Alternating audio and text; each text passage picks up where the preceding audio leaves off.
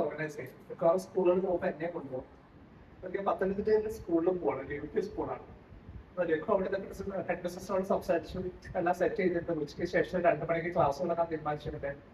നമ്മൾ അവിടെ എത്തി, പുറത്തുനിന്ന് ഭക്ഷണം കഴിച്ച് കറക്റ്റ് 2 മണിക്ക് ക്ലാസ് തുടങ്ങാൻ പക്ഷേ 1:30 ആകുമ്പോൾ ഹെഡ് മിസ്റ്ററിന്റെ മുമ്പിലേക്ക് കയറാണ്. എനിക്ക് ആ ടീച്ചറെ പരിചയമില്ല, ലഘുവിന് പരിചയമില്ല. ടീച്ചറിന്റെ മുകളിലേക്ക് കയറുമ്പോൾ ലഘു പറഞ്ഞു, ഹെഡ് മിസ്റ്ററോട് പറഞ്ഞു, ഹലോ ടീച്ചർ, ഇത് നമ്മുടെ ശാസ്ത്രജ്ഞനാണ്, സയന്റിസ്റ്റ് ആണ്, ഡോക്ടർ സജി, അദ്ദേഹമാണ് ഇന്ന് ക്ലാസ് എടുക്കാൻ പോകുന്നത്.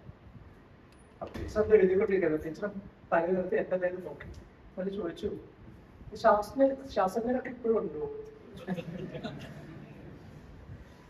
അപ്പൊ ടീച്ചർ വിചാരിച്ച ശാസ്ത്രജ്ഞരൊക്കെ പാടായി, പുസ്തകത്തിൽ ടെക്സ്റ്റ്ബുക്കിലായി ഇതാണ് ടീച്ചറെ വിചാരിച്ചിട്ടുണ്ടാവും. അപ്പൊ ശാസ്ത്രജ്ഞരെ കുറിച്ചൊന്നും ധാരണ അതാണ്. അവരെല്ലാവരും കണ്ടുപിടിക്കാവുന്ന കാര്യങ്ങളൊക്കെ കണ്ടുപിടിച്ച് കഴിഞ്ഞു. ഇപ്പൊ പ്രത്യേകിച്ച് കണ്ടുപിടിക്കാവുന്നില്ല, എല്ലാ കാര്യങ്ങളും കണ്ടുപിടിച്ച് കഴിഞ്ഞു. ഇപ്പൊ അവരുടെ പുസ്തകത്തിലായി, ഇപ്പൊ പഠിക്കാനുള്ള മാറ്റി മാത്രമേ ഉള്ളൂ.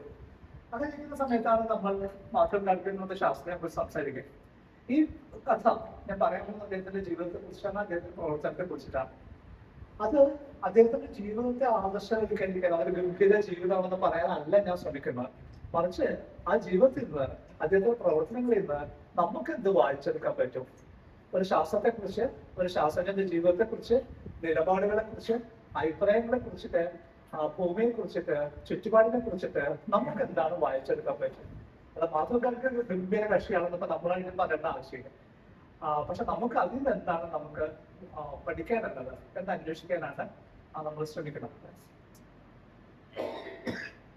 മോഡിൽ 2 വാക്കുകളുണ്ട്. ഒന്ന് ധനഞ്ജയ രാമചന്ദ്ര ഗാഡ്ഗിൽ, അത് ഗാഡ്ഗിലിന്റെ പിതാവാണ്. പ്രമീള ഗാഡ്ഗിൽ അമ്മയാണ്. ആദ്യമായിട്ട് ഗാഡ്ഗിൽ എന്നൊരു പേര് ഇന്ത്യൻ ശാസ്ത്ര ലോകത്ത് അറിയപ്പെടുന്നത് മഹാത്മാ ഗാഡ്ഗിൽ കാരണമല്ല, മറിച്ച് അദ്ദേഹത്തിന്റെ പിതാവ് കാരണമാണ്, ധനഞ്ജയ രാമചന്ദ്ര ഗാഡ്ഗിൽ.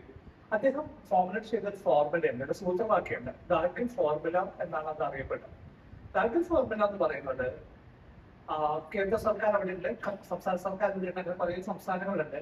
കേന്ദ്ര സർക്കാർ ഓരോ സംസ്ഥാനത്തിനും പൈസ കൊടുക്കുന്ന സമയത്ത് എത്ര കൊടുക്കണം എന്ന് തീരുമാനിക്കാൻ ഉപയോഗിക്കുന്ന ഫോർമുലയാണ്. എല്ലാ സംസ്ഥാനങ്ങൾക്കും ഒരേപോലെ എല്ലാ പൈസ കൊടുക്കേണ്ടി വരിക. ജനസംഖ്യക്ക് വ്യത്യാസമുണ്ട്, അവർ കളക്ട് ചെയ്യുന്ന ടാക്സിന് വ്യത്യാസമുണ്ട്, അവിടുത്തെ വികസനത്തിന്റെ തോതിന് വ്യത്യാസമുണ്ട്. ചില പ്രശ്നബാധിതമായിട്ടുള്ള സംസ്ഥാനങ്ങളുണ്ടാവും. അന്നത്തെ കാലത്ത് ആസാം പോലെ, ജമ്മു കാശ്മീർ പോലെയൊക്കെ പ്രശ്നമുള്ള സംസ്ഥാനങ്ങളുണ്ട്. അപ്പൊ എല്ലാവർക്കും ഒരേപോലെ പൈസ കൊടുത്താൽ പോലെ ടൂറിസ്റ്റിന് വ്യത്യാസമുണ്ട്. അപ്പൊ ഏതൊക്കെ ഫാക്ടേഴ്സിനെ അടിസ്ഥാനപ്പെടുത്തിയിട്ടാണ് ഒരു സംസ്ഥാനത്തിന് കൊടുക്കേണ്ട പൈസ തീരുമാനിക്കുക എന്നുള്ളത് തീരുമാനിക്കുന്നത് ഗാഡ്ഗിൽ ഫോർമുലയെ അടിസ്ഥാനപ്പെടുത്തിയായിരുന്നു. ആ ഗാഡ്ഗിൽ ഫോർമുല തയ്യാറാക്കിയത് ഗാഡ്ഗിൽ